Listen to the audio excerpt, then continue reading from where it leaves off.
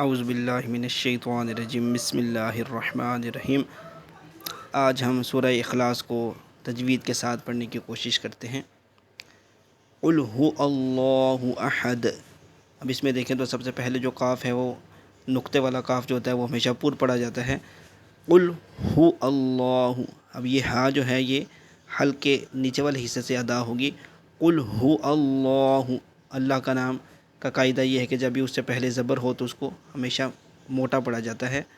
اللہ احد، ہا proper pronunciation سے پڑھنا ہے، احد۔ اور دال کو اگر آپ ساکن کرتے ہیں تو دال حروف قلقلہ میں سے ہے، یہاں پہ آواز جو ہے وہ پلٹ کے واپس آئے گی، احد۔ اللہ الصمد، پھر اللہ کے نام سے پہلے زبر ہے تو آپ کو اس کو موٹا ادا کرنا ہے، اللہ الصمد۔ صمد سین کی آواز نہیں بلکہ صاد کی آواز آنی چاہیے جو کہ تھوڑا سا پر ادا ہوتا ہے، موٹا ادا ہوتا ہے، اللہ الصمد۔ لم یلد، اب یہاں پہ میم کے اوپر ساکن ہے تو یہاں پہ اظہار ہوگا، فوراً سے ادا کرنا ہے، لم یلد ولم یولد، ولم یولد۔ یہاں پہ میم کے اوپر پھر ساکن ہے، اس کے آگے پھر یا ہے تو یہاں پہ آپ نے دیر نہیں لگانی، فوراً سے اس کو بھی ادا کرنا ہے، ولم یولد۔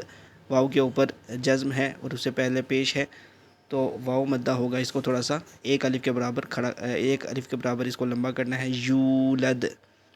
ولم یکل لہ، یکل، اب دیکھیں کاف کے اوپر پیش ہے اور نون ساکن ہے اور لام کے اوپر شد ہے تو کاف جو ہے وہ لام کے ساتھ ملے گی، یکل لہ کفوا احد، کفوا احد۔ اب اس کے اوپر کیا ہے، واؤ کے اوپر دو زبر ہے، دو زبر کے بعد آپ کا حروف حلقی میں سے ہے تو یہاں پہ اظہار ہوگا، فوراً ادا کرنا ہے، دیر نہیں لگانی، کفوا احد۔ اس طرح اگر آپ دیر لگا دیں گے کفوا احد تو یہ غلط ہو جائے گا۔ ایک دفعہ پوری تلاوت دوبارہ سماعت فرمائیں۔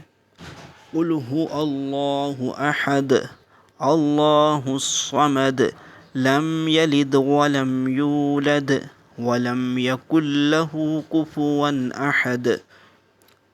اللہ پاک ہمیں صحیح معنوں میں قرآن پاک تلفظ کے ساتھ ادا کرنے کی توفیق عطا فرمائے، آمین۔